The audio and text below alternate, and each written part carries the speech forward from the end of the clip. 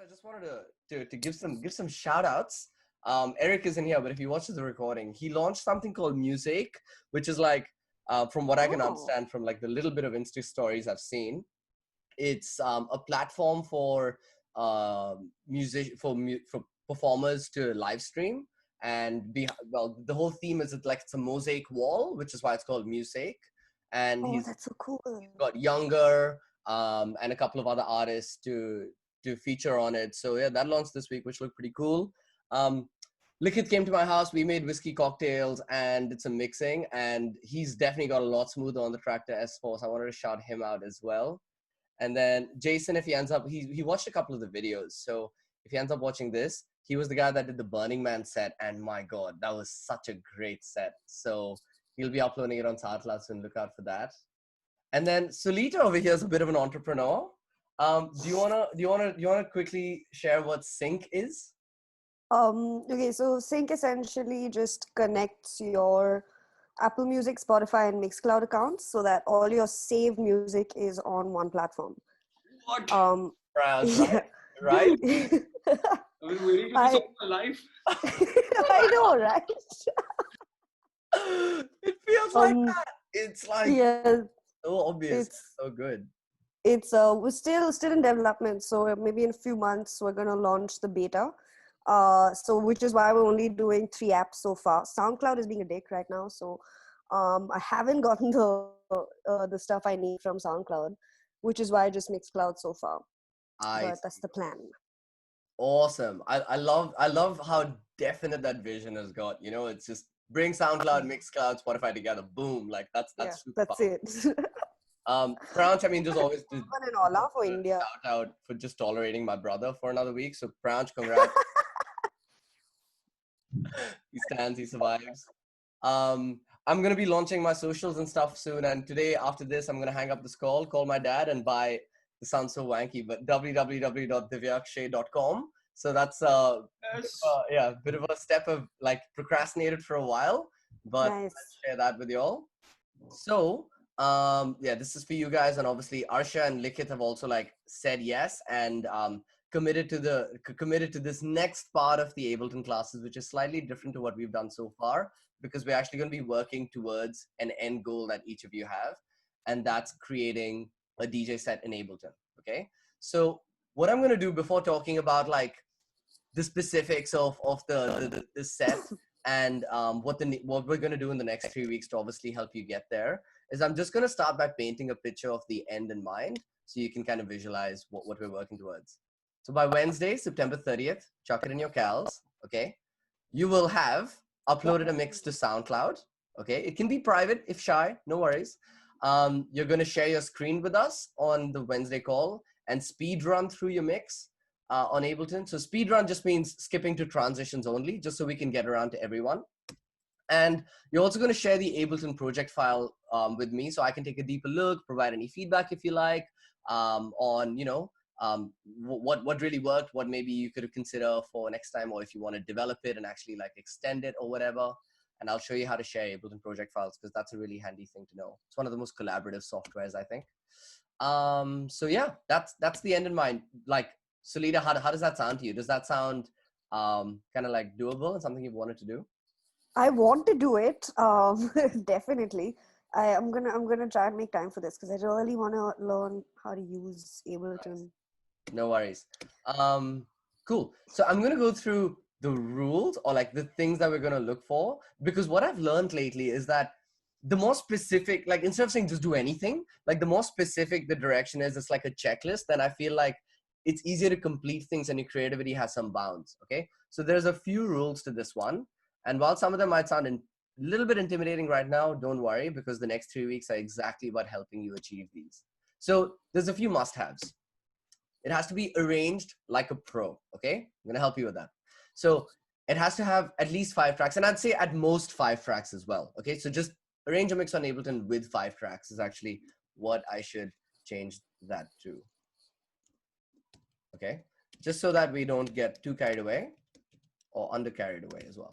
And then the mix needs to be warped to the grid at all times in complex pro mode. If you've never used Ableton, this sounds so hard. It's literally one button and I'll show you how to do that. So that just means that it's in sync with the metronome. It's like it makes sense. Otherwise, if you just chuck a track in there and chuck another track in there, and you're like, yeah, let me just, like, it's not synced to anything. I'll just, stop this and start the next. You're not really using Ableton. You could just be using Audacity for all I care. Okay. So we definitely want to be doing that. And then during transitions, your beat matching and your phrasing needs to be correct at all times. So when it's the 1, 2, 3, 4 of the first track, it's also the 1, 2, 3, 4 of the next track. The second thing is it needs to be smooth like butter. So what I mean by this is after you've arranged all those tracks and you have your 5 tracks in order, you're going to apply EQs on the tracks, and those EQs are going to be automated over time. So that just makes the transition so much smoother. Transitions don't have to be harmonically mixed, okay? So if you know what harmonic mixing is, I'm going to go through it a little bit later in this class. If you don't worry. But dissonance needs to be minimized. So that's, you don't have to have a music degree to know what dissonance is. It's when two tracks that are obviously just not sounding good together are playing over each other. And that's something I'm going to like call out. So you got to be able to train your ear to avoid it. So you don't have to use harmonic mixing, but also don't have like clashing sounds. All right. And then the master BPM should be automated so that tracks aren't too far from the original BPM. So what this means is by default, the Ableton project file is 120 beats per minute. But let's say you have tracks that start at 118 and end at 125. I want your actual BPM of the project to follow that so that, it has that build or it's moving with the tracks, because that's a really important thing to know. Otherwise, if it's just the same BPM, it sounds a little bit monotonous. And the last one, this one sounds super hardcore. It's probably the easiest. You should aim for your master level to be between -6 and 0 and with absolutely no distortion. So if you have all of these things, you actually have a professional level mix. It's going to sound fucking great if you have all these things, and we're going to help you get there. Okay. What's also important though, is that we avoid the confetti. So we're only using very simple tools. So try to restrain yourself by not going too ham.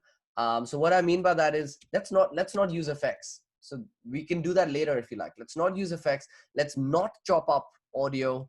Let's not add original elements. Like, don't try to sing on it. Don't try to add a beat. Don't try to play a guitar on it. Don't worry about this term you don't know yet called side chaining. But these are things, if at the end of these 3 weeks, when you show your set and it's like, cool, we've all managed to get to this, then we can look at also getting to this over the next 2-3 weeks if we want, or we can call it there and then. Okay. So yeah, I just want to pause there. Like, does any of that really freak any of you out, or do you feel like with the right help and then over the next 3 weeks you'll be able to get there? Yeah, PD. Some of those terms are pretty familiar from the tractor class as well, I'm guessing, PD. Nice. Shiva, we'll fix your Ableton so you can also do this. Okay, so in that case, then what do the next 3 weeks look like, right? So today we're just gonna do a quick refresher into like some concepts of DJing, like what is beat matching, harmonic mixing, and cue syncing. These are classes that I've done like a 1-hour class on each one. So I'm gonna link to that if you really are lost. But this is just gonna be like the quickest, like few seconds on each one, just so you're like, we use the same language and you know what I mean when I use these terms, because these are some of the like foreign terms. It's also mainly for Arshia, I think, because she's joined, she's going to be doing this and she hasn't done the tractor class. Solita at least has like DJ experience. Actually, yeah, so for Shiva, you know how to use tractor, Solita, that's what I mean. And for Shiva, like, yeah, this might be helpful for you as well. I'm also going to talk to you today about track selection. That's the most important part. And then something I've learned is I'm going to give you very specific things to do. I know earlier I used to say like, okay, here's how to make a beat. Now go make some beats. So what I've learned is I'm just going to give you like more specific things to do, like get 15 tracks, put them into Tractor and look at their BPM and listen to them all week. That's it. That's your homework for today, right? So it's going to be little and it's going to be simple. And if you get time, I'll also show you a glimpse into the end result so you know where we're going, because I've basically done it on Ableton so you can like, just see the result. And then over the next few weeks, like next week, so this week, you don't even have to use Ableton. It's just about listening. That's the most important thing. Picking your tracks and listening, okay? Next week, I'll show you how, now that you've listened, you have your 15 tracks, how to warp them, how to mark important times like the intro, the outro, and how to arrange transitions. So how to line them up. That's it. Okay. Week 3 is like the final week before you show off. So that's getting the final touches. So that's applying EQ. That's how to avoid distortion. So setting the right levels and how to prep for submissions. So things like how to share your Zoom screen, for the next class when it's showtime, September 30th, like we hear everyone's sets. Okay. And those weeks literally correlate to all of the things that I mentioned over here. EQs, arranging, warping, and that distortion thing that I spoke of. Cool. So yeah, like you're gonna have the help each week to like help you get and tick off each thing on that checklist. Sweet. So I'm quickly gonna check my phone to see if Arsha or anyone is joining, and if not, we will start with the refresher. No? Okay, all good. All right. So what we're gonna talk about today is just the basics, back to basics. So what is beat matching? What is harmonic mixing? Very quickly, and what is cue syncing? And in the notes, I'll link to the deeper dive. If in this week you're interested in any of these topics, you want to learn more, Prayansh has like sat through them, and so he's been using some of the concepts as well, so he knows what these are. So firstly, what is beat matching? So the concept of DJing is taking two tracks and transitioning them so that at the end of one track, the next track plays somewhat seamlessly. Okay. So to do that, you need to actually sync both the tracks to be at the same speed. The speed of the track is the beats per minute. Okay. So obviously then if the track you're playing is at 122 beats per minute, and the other track's original BPM is 120 beats per minute, there's a difference of 2 BPM. So you need to tell your computer to like correct that second track's BPM to match the first one. Okay. So that's the first step. Once they're the same BPM, imagine that there are two cars driving on the highway. If they're driving the same speed, then over time, they're going to be exactly parallel. Okay. And that's what you want, because otherwise you'll hear that the beats are off and it sounds really bad. The second thing is once the tracks are at the same speed, you want to hit play on the second track at the right time, so that otherwise both cars are on the highway and going together, but one is slightly ahead. Maybe these hands are better. So this is what you want. Both tracks, same pace, highway. But if the phase is wrong, one track will be slightly ahead for the same time. Okay. And then the last concept is called track phrase. So what I mean by that is in most music we listen to, it follows a pattern of 4 beats. After the 4th beat, it repeats. So it's 1, 2, 3, 4, 1, 2, 3, 4. So let's say that's like track 1 over there, okay? Matching the track phrase means that track 2, even if you got the BPM right and the phrase right, i.e. you've pressed play at the same time, you need to have both the ones lined up, okay? So that's correct phrasing over here.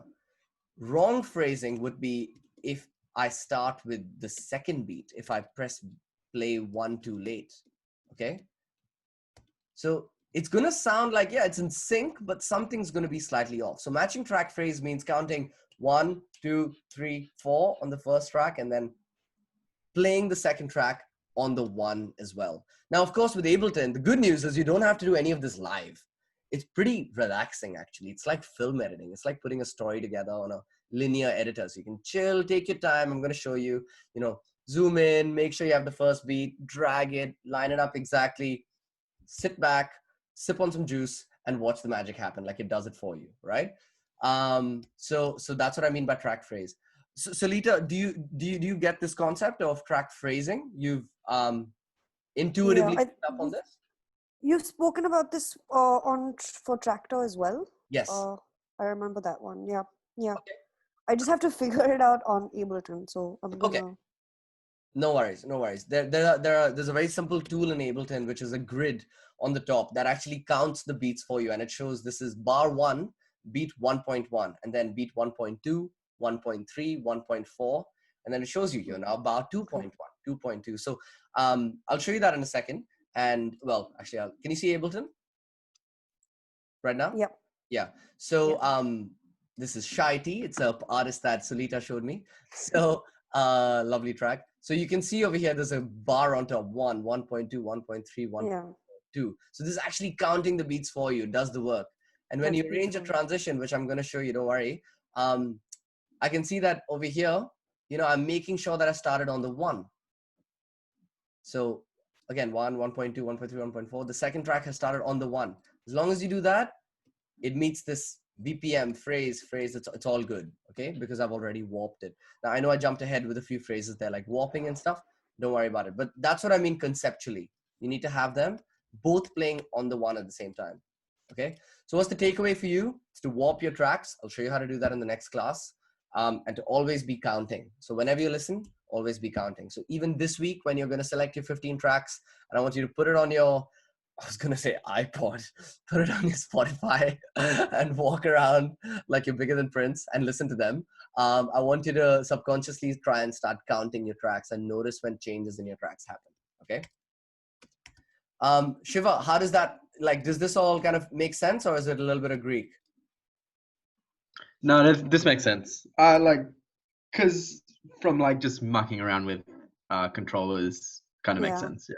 Yes, exactly. Yeah, nice. It's quite intuitive, actually. I knew it intuitively before I knew, oh, it's a looping in 4. Like, I just knew, like, a change is happening, the change has happened. I didn't realize that the change was happening every 32 bars or whatever, you know? So, but the Ableton will help you get that deeper knowledge. Cool. So that's beat matching. Everyone's happy with that. Nice. I explained that over 1 hour. I'm glad we could also go over that in like 3 minutes or whatever it took. So the second concept is harmonic mixing, and this is the optional one, okay? So let me just explain the concept of harmonic mixing. So Lita, you know what this is, or you've got a bit of background on this, or not really? Yeah, I did. Again, for the tractor recordings that you have. Oh, you watched those videos, the harmonic mixing? Yeah. Okay, cool. Then you're pretty familiar with this. Shiva, I know the time you came over, maybe you noticed the keys and how we were like matching keys and stuff a little bit. Let me just go over it again. So basically the concept is every track is written in a key. A key is when there's a piano. Piano has 12 notes that repeat, okay? Between here and here, there are 12 individual white and black keys, and then it repeats and it's 12, 12, 12, 12. That's it, okay? And then out of those 12, 7 of them, well, 8 of them, because one of them can get counted twice, like C1 and C2. 7 or 8 of them, basically, when you pick them and play them in a certain order, it sounds like it ascends naturally, or descends if you're playing it backwards, like really naturally. So there are basically 24 of these scales or keys. Key and scale is the same thing. So the most famous one that you might heard of is called C major, because in Indian music it's sa re ga ma pa dha ni sa. I can't sing. And in Western notation it's C D E F G A B C. So that's C major. That's the most popular, well, easiest key to play because it's all white keys. Okay. But then there are many other keys. But anyway, we don't have to get, you don't, as a DJ, you don't really need to understand too much of different scales and, oh my God, I need to be a full-on musician. No, you just need to understand that every track is written in a key, and every key will naturally sound good with other tracks in 4 keys. So those keys are like B flat might go with E minor. So how are you going to fucking remember that? You're not, right? So some genius has placed those keys on a wheel like this, okay? So what this means is every key, instead of calling it E minor, DJs call it 2M. There's another system called, this is the tractor key wheel. There's the Camelot key wheel, which might call it 2A or 2B instead of 2M and 2D. Same thing, okay? Basically now what it means is we're able to put our tracks in our software and get the key of a track in this code. And this makes it really easy. And actually, you don't even have to remember this wheel. It's just to show you the concept. Because as I said, every key mixes with other tracks in 4 keys. So if I'm in 2M, to find out the other 4 keys that it mixes with is very simple. I just have to find which boxes does 2M touch, okay? Including itself. So that's why it's 4 keys. So the 4 keys that 2M will go with is here, itself. 2M will go with another track in 2M, like super smoothly because it's the same key. It'll also mix with a key above it. So what I mean is to the right, 2M will mix with 3M. 2M will also mix with the key below it. So 2M will mix with 1M. And 2M will also mix well with what's called its relative major or relative minor. So 2D. So anything it touches, basically. All right. So Pranch, what does 6M go with? 6M, 7M, 5M. Nice. And 6D. And Sweet.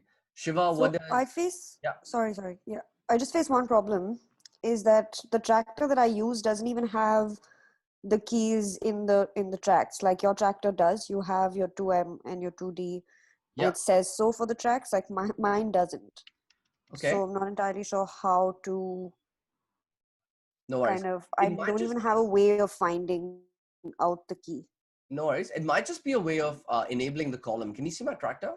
The thing is, yours is the new one. I'm using the really old one. I'm using like 2.6 or something.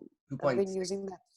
Yeah, I've been using the same tractor for years now. So it doesn't. It. I don't think it has that update. Okay. Let's just try this one thing for you. And if it doesn't, then we'll talk later more. Basically, all you got to do is why is it crashing? There we go. All you got to do is right click on, you know how to get to the library, right? Like spacebar. Yeah, yeah. And right click on the column and make sure that key is enabled. Oh, okay. Okay. So Oh, then it that makes actually sense. shows key as a column. Okay. So Okay. just try that. If it doesn't work, we can Yeah. talk more. Cool. Cool.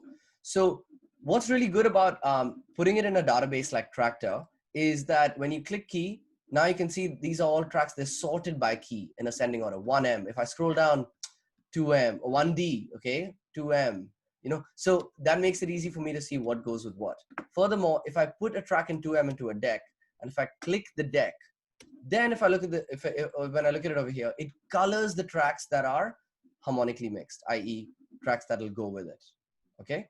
So this is an optional thing. You don't have to do it, but I'll tell you when it is important, which I'll tell you in a second. But that's the Camelot key wheel, and easiest way to do it is download Tractor. The free version does it as well. Solita, that's another option for you. Download the Tractor 3 trial for free. Does it?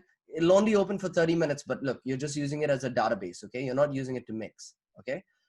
You're mixing in Ableton, right? And then do the same thing I did. Pull your tracks in, right click, analyze, okay. It'll take some time, and then click key, and it'll sort by key like this, all right? So yeah, when and why is this important? Because it is optional. Some people are really good at mixing with just intuition. Priyansh is a great example of that. He was like, thanks for teaching me, bro, but I know my tracks and I can hear what goes with what, and I'm just going to go with it. And his mixes sound great. Like, so it's completely optional. But he's subconsciously using a few rules, which I'll tell you about in a sec. The thing to note is that transitions with melodic elements. So if you're playing a track and it has a lot of melody, so the opposite of melody is percussion. Okay, percussion means just drums. Melody means piano, vocals, guitar, synth, something that sounds like it has a note. So melodic elements will only go with other melodic elements if they're in a relative key. Okay, so Pranch may or may not notice it, but in his mixes they sound really smooth, even if he's not mixing harmonically, because percussion goes with percussion. So if he's playing percussion and you mix in another percussion, no problem. Melody goes with percussion. So if you're playing some tablas and some saxophone goes over it, again, no problem. But melody only goes with melody when it's in key. Okay? And yeah, this is a little note that if you are facing dissonance, which is the opposite of harmonic, so when things sound nice and in key, the opposite of that is dissonance. So if things are sounding dissonant, we can minimize it using EQs. So let's talk about that later on. If you are doing a transition and you're like, fuck the whole harmonic thing, I just want it to work, but few parts of it don't sound right.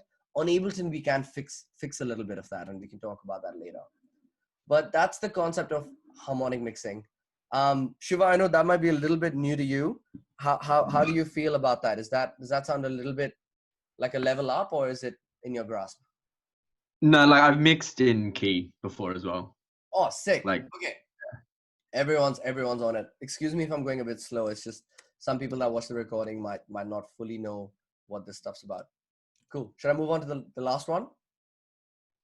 Nice. So then this next one is called Q syncing. It's completely a term I've made up, but especially after I've recently got an opportunity to work on this Burning Man event that everyone else in the class, I kind of did a walkthrough and I showed them.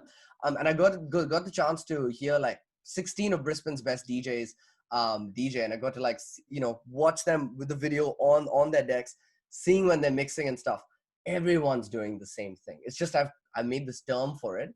All it means is not just waiting for the next one, like as I said, every track has 1, 2, 3, 4, 1, 2, 3, 4, but waiting for the right section of a track. Okay. And when that section hits, for example, an outro, which is usually the last 32 bars of a track. Okay, that's a section. And when that section, comes, that's when you start the next track's intro. So lining up the outro last 32 bars with the first 32 bars of the next track. Now, when you do this, producer of track 1 is trying to phase out elements slowly over time, and producer of track B is trying to phase in elements slowly over time. And so the track's mixed itself.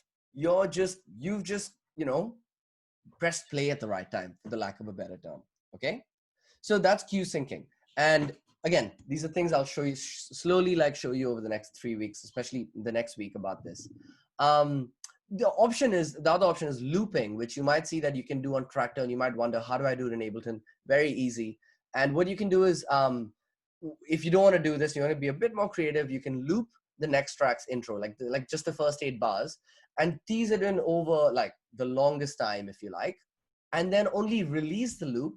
So unloop when you've reached the right time.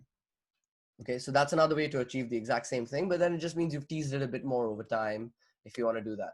So the takeaway, just line up tracks correctly and you're letting them do most of the work in the transition.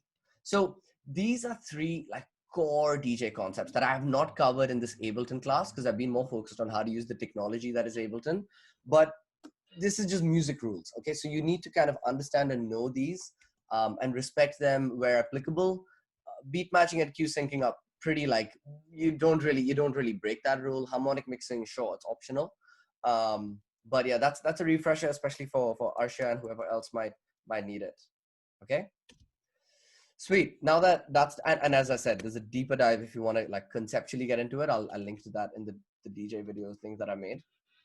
But yeah, the next part is just track selection. Okay, so it is the most important part of DJing, and what I want to emphasize is make sure that you're going to be selecting tracks for this that you like, rather than trying to play tracks that oh, I've shown tracks like this, so you should play tracks like this, or other people might like this and stuff. If something really resonates with you and you like it, play it. And at the same time, if you feel like Bollywood, if you feel like reggaeton, I don't care what you feel like if it's music is music, just DJ Yuri energy, just be yourself. That's right. And play tracks that you want. Okay. One note though is tracks in a similar BPM range for your first Ableton mix will be an easier challenge than you going, I want to play reggaeton and then I want to play drum and bass. Actually, those are actually similar because of the whole double time counting thing. But I don't know, if you want to go from reggaeton to hard house for 70 to 30, 140, that's probably going to be a bit fucked. So just try and find tracks that are a bit of a similar vibe.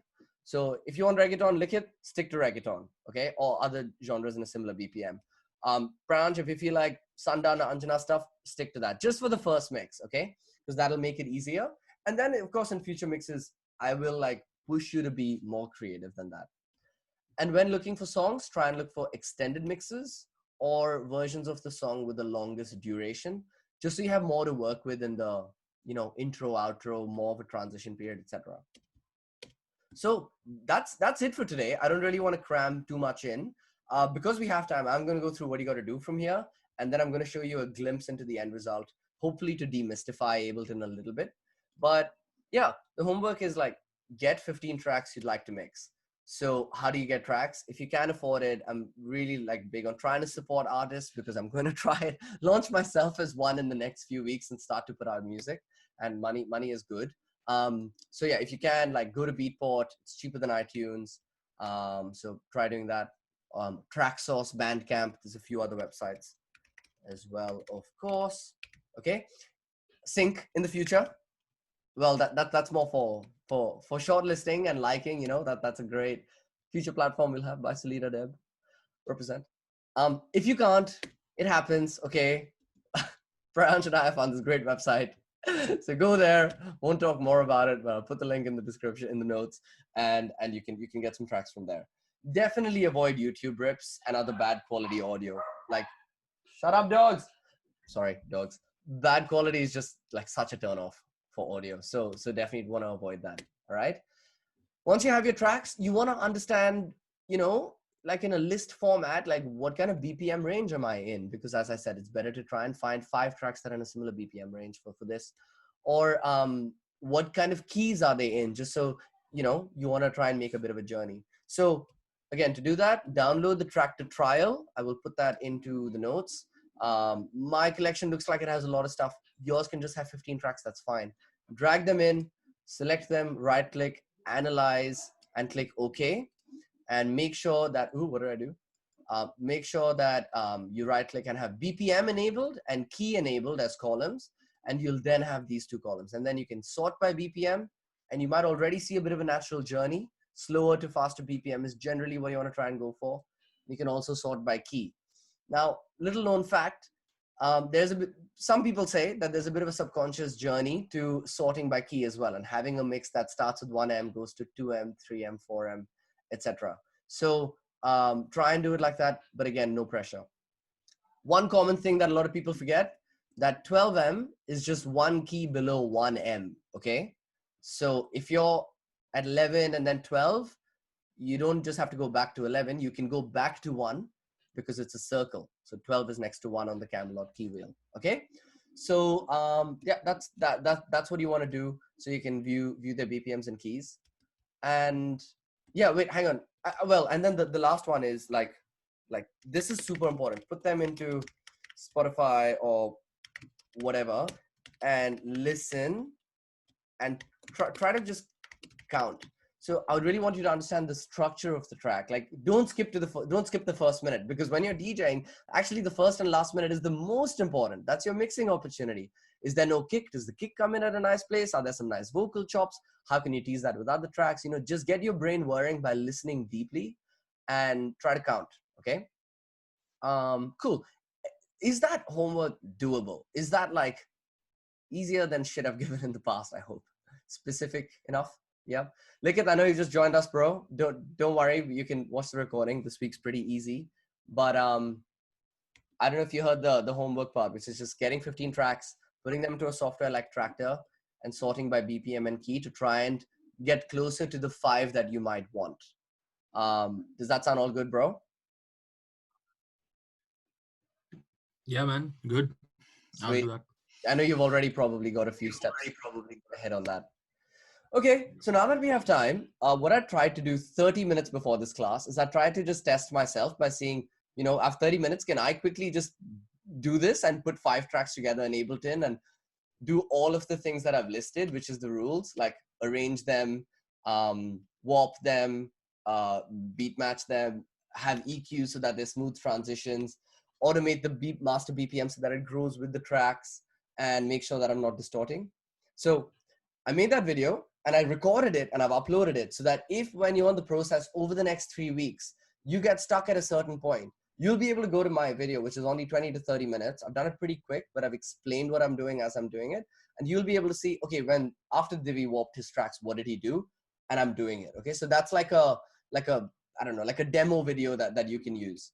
And then in every class, I'm actually just going to open up that session, which is this, and I'm going to show you what they are. So I've only done it for the first 3 tracks. I ran out of time, but the other 2 tracks are right there. And you'll see that once you do 2, a transition's a transition. Okay, I'm just keeping it simple. So all I'm going to show you here is to reflect on, I guess, like what we've talked about in this class. How did I get to this stage is, I guess, what we should talk about, right? Which is getting from 15 tracks to 5. Well, obviously, that's the creative process that you have to go through yourself. But I did the same thing. I went to Tractor. I wanted to start with a BPM that was a little bit low, so I had some headroom to go faster. So I think I sorted by BPM and I looked for a track that I've been liking lately. And I ended up choosing, in the 118 range, I ended up choosing this track, which is the Radio Gaga remix of, well, the Shy T remix of Radio Gaga. And anyway, I don't want to show you too much Tractor because I haven't even, Arshia, who's going to be watching, has not done Tractor. So I don't want to scare you with it. I'm just showing you for the database, 118 12D. Cool. I then went, okay, let me sort by key. And if I spacebar to toggle between library and this, if I just click that deck and look back over here, it should color up the tracks that are compatible. So 12M, 12D. And I then picked my second track by just choosing another track in 12M that was not too far from 12D. That's all I did, okay? So I ended up choosing Rufus's No Place, Ilky Klein's remix, and cool, I don't know whether to tell you all what I did next because I don't want to overwhelm. But yeah, I just continued that process. No Place, and then from there I went to Tin Liquor, Soon You'll Be Gone, Pranch Special, that one. And by the end of it, I had 5 tracks, okay? But this week, you don't even have to get to 5. Just get to 15 and put them into that list view. And maybe start thinking about what might go with what and start noticing BPM and key patterns. And then next week, we can go into what did I do to arrange them like this. Okay? Cool. I've spoken at you all. I apologize. I hope that was like somewhat helpful and specific. But yeah, does anyone have like any, I don't know, general questions or thoughts? Bro, let's say when we're arranging by BPM, is it necessary to go slow to fast? Because I think Ableton allows you to jump through, right? Absolutely. Yeah. Please. Like nothing I said there is like a hard and fast rule. I think even in this Ableton set that I'm going to show, it goes from 123 to 121 at some point. And as you said, I can automate the master BPM to still stay at 123. And that's the beauty of DJing. One rule that we try and say with BPMs is, at least for this first mix, try not to have more than a 4 or 5% change. Cool. Because then it's really obviously being played faster. Yeah. Like in the future, you can use it as a creative decision. Like Jason Lewis, the awesome DJ that played that Burning Man set, he played a song by Oliver Koletsky called A Tribe Called Kotori, first track in his album Arc of Tension. And he played it like 10% faster. And it's a chill track. But when he played it 10% faster, it was a banger and it completely worked. I was like, what the hell? So you can do shit like that. But for now, like it's okay to go to a track whose BPM was originally slower because you can like speed it up. Yeah. Nice. Anyone want to share, I guess, like what kind of vibe they're thinking? You don't have to stick to what you say now. So Lita, what kind of music have you been liking lately that you might try to find? I actually came across this really old album. It's called what was it called? Something Hippies with Gadgets by Master Margarita. What the? But that's probably that's probably not what I'm gonna do. It's really random. He has a lot of tabla in it, and then he goes into like these really ambient sounds. But it's downloading right now. You send a link. I'll send it to you. It's so good. It's so good. Said all the magic words. Yeah, dude. Sorry. Something like this. Some very logic, something like the invention of slow set that I make. Connection is unstable, just like me. But yeah. I'll do melodic techno maybe. Nice. Okay, we got most of that. Feel free to get experimental. Don't feel like with the restrictions I've said you can't. Just what I'm saying is try to make it cohesive. Not too many crazy BPM jumps. Yeah, because so if you do Hippies with Gadgets and you play different tracks from that album or related artists, then you should still be okay. Right. Yeah. The only thing is that with Tractor, I'm a lot more comfortable with it, which is why I experiment a lot more on there. But Ableton is completely new, so I want to go with something that I'm very comfortable with genre-wise. No worries. See, so Lita, one thing you could do, because you're comfortable with Tractor, is this is how I arrange my sets as well that I do on Ableton, is I fuck around on Tractor. Yeah. And I then decide and like polish on Ableton. Yeah, makes sense. Okay, makes sense. So if you and Arsha, when you're watching the recording, don't feel like because you don't have that Tractor skill, you're missing out, because you can also fuck around on Ableton, because Command X, Command V is cut and paste. So you can cut, paste things, move around very easily and quickly still. Might just take a bit of time because you're new to the interface, but it's very much doable. Okay, nice. So that sounds cool. Pranch, do you have any vibe in mind? Yeah, bro. I think inspired from Liquid. It's the Afrobeat, bro. Oh yeah. Let me play, dude. Nice one. On my phone. Look at you, love this shit. Hey, I love this. Yeah. Nah, man, I'm kidding though, but it's very catchy. Dude, yeah. Dude, it's too It's catchy. did you see it from that guy? Yes. Also City. Yes, I saw the video and I can always imagine you doing that, bro, in the future. I'm just like, dude, look, this is gonna be playing on a beach in the middle of nowhere, just going soko to everyone. With that move as well, with the Soko. Yeah, that's the one. Sexy man. Edie, you should though, bro. Feel free. I mean, like, I like that you've gone across all genres lately. You made like, your couple of housey, electronica things the first few sets. Then you did chill out, meditative state, that mix. And then now, I mean, dude, it's fucking impressive if you can keep going across genres like that. Yeah, for sure, dude. I'm probably gonna keep experimenting. Something a bit more upbeat this time, hopefully. Yeah, nice. Fun. See how it goes. Sick one. Lick it, bro. The wild card. What are you thinking?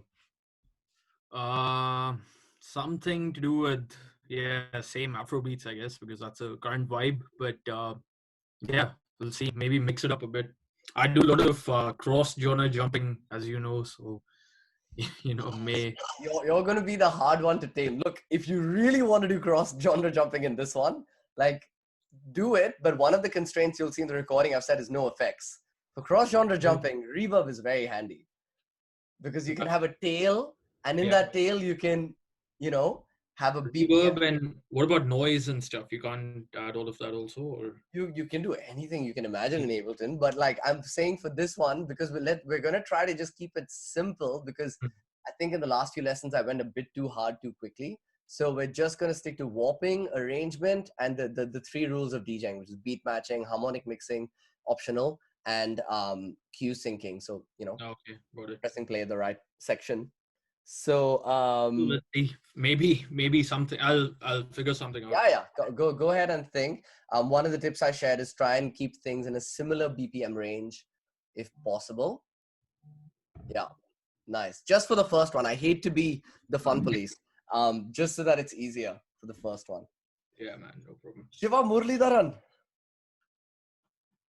Hello. Aloha. What are you thinking, my friend?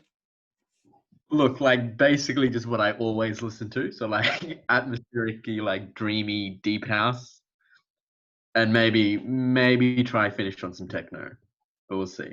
Awesome. Oh man, fuck, I'm excited. It sounds like we're gonna have a good range in this group.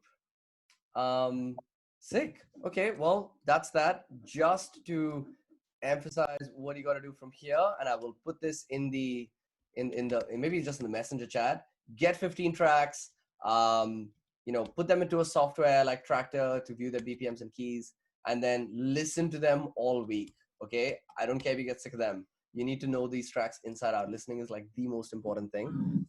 And then next week we'll get warping and arranging, and you're literally halfway there. Cool. That's that. We have 10 minutes left. We can either call it early or watch some YouTube videos or tunes. Last time we watched the Afrobeat guy on the beach. Anyone have anything cool to share that you feel we should see? What is this Afrobeat guy on the beach? I was waiting for So curious. what's the keyword? This is the